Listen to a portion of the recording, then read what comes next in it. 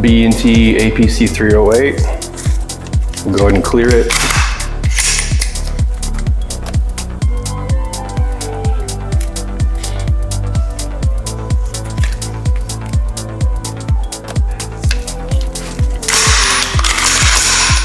Commonly referred to as the Swiss Scar.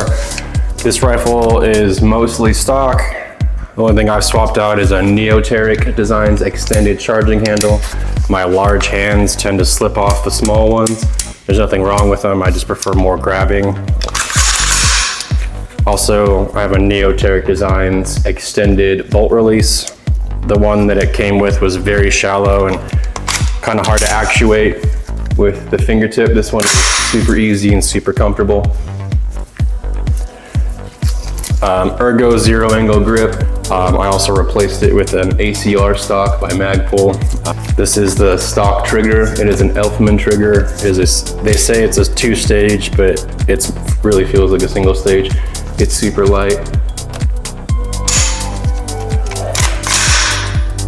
Super short reset, almost like no take up at all, just maybe a millimeter. The gas system is adjustable.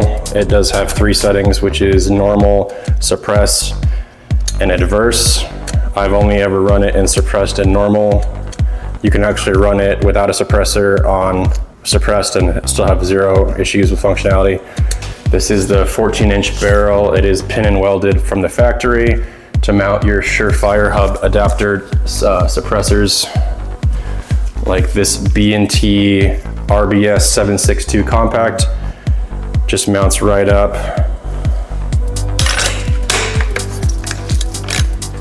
Super easy, super quick.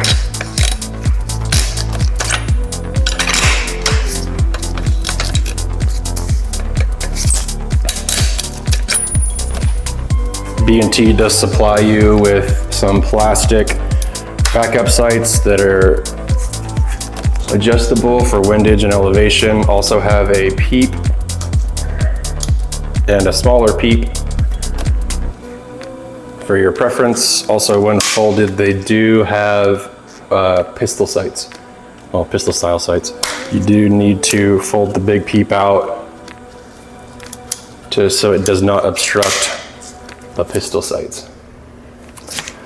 I do not run a front sight because the Dbal has a leaf sight attached, rail scales. Very nice, actually. And it lines right up perfect with it. This is a 308, so it can shoot 7.62 by 51 and 308 Winchester. Everything is ambidextrous on here. Mag release, slide release, or bolt release, I guess. All ambidextrous. Super nice weapon. Considerably expensive, but I think it's worth it. I compared it to the Scar when I was in the market for it, and this felt way higher quality. The Scar felt cheap comparatively, and if you have handled both, you'll understand what I mean. Just by pulling back the charging handle, there's no grittiness. It's like a sewing machine almost. You can hear the ding of the perfect machining that goes into this. It's very, very well made. Also, this has a hydraulic buffer, which I'll show in a minute, that makes it shooting quite a bit softer.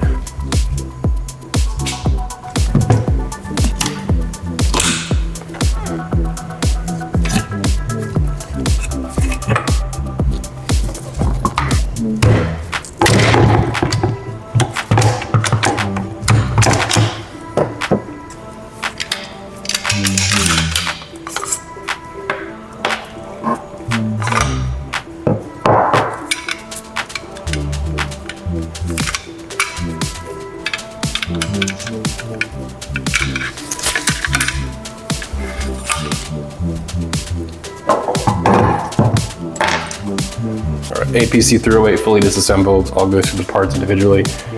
We'll start with the Magpul ACR stock. You can see the B&T hydraulic buffer in the back here. They use the same buffer for the APC308, 300, and 308. Cheek riser, adjustable cheek riser. The stock does extend, and it also folds to the side. Stock that came with the weapon was a B&T MBT stock. Not bad, but there was a lot of wiggle. I could grab the MBT stock and physically bend it like this. Obviously, I cannot do that with the Magpul stock. Here is the section that holds the non-reciprocating charging handles. They fit together on the inside,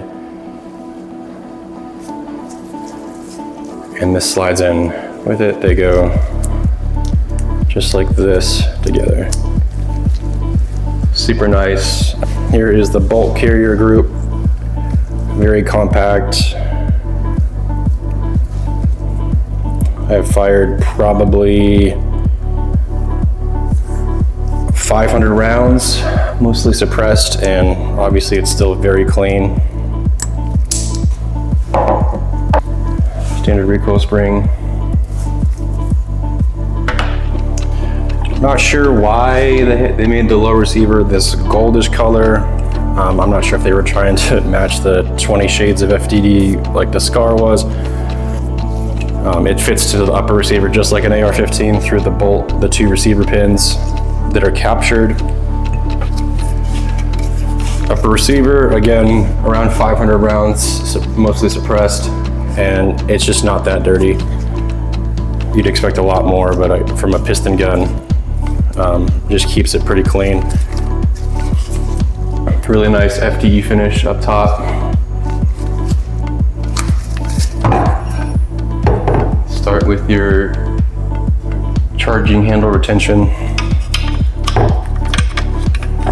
That just slides down.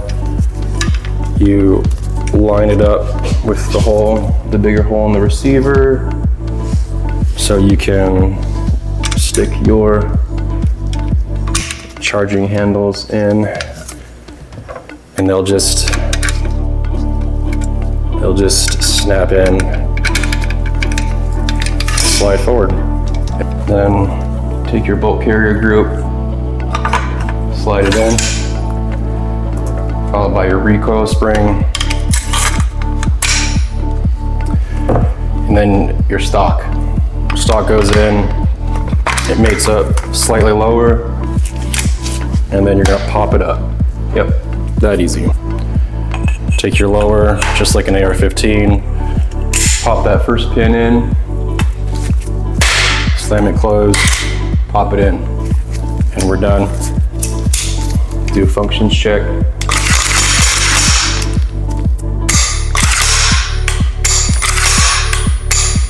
It does go on safe with the hammer down. I think it's a phenomenal optic. A lot of people dislike these. The earlier versions had lots of problems. These still do have problems, but like,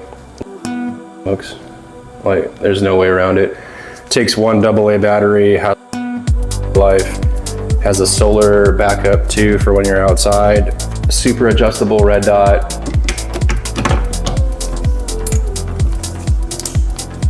This is a Steiner Dbal A3. Has visual and IR laser. Is the civilian version, has dual ports for dual switches for IR and visual override. It has a infrared illuminator. The lasers are co-witnessed, so they can be adjusted to at the same time. It takes one CR123 battery. Has great battery life. You can switch through all of it, and it does have a power button mounted onto it, as well as a leaf sight by Rail Scales. Super awesome unit, super lightweight and compact. Mounts with a standard QD Picatinny mount. These do come with pressure switches, but I use the Unity Axon, which I'll show in a minute.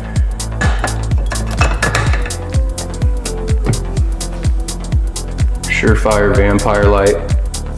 It's a scout light, full size. What's cool about the Vampires is they have white, off, and infrared.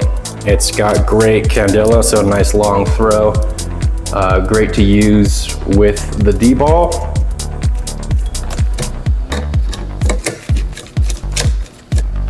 This is a Unity Axon switch.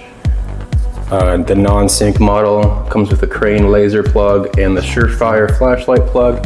Allows you to run your flashlights with monetary and constant on, as well as your lasers with the bottom button. It only has monetary, but you double click for constant. Allows you to use both your laser and light with one smaller setup.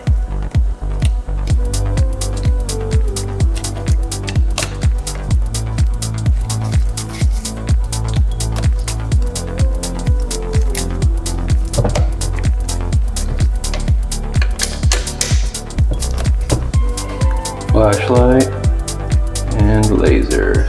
Laser, you have a double tap constant on, click again to turn it off, also has monetary. Flashlight, slight press for monetary, click it for on to keep it constant on, slight press. Sorry about the goop, my wife laid it hot on the shooting bag. This is a B&T old style RBS 762 compact with Surefire hub.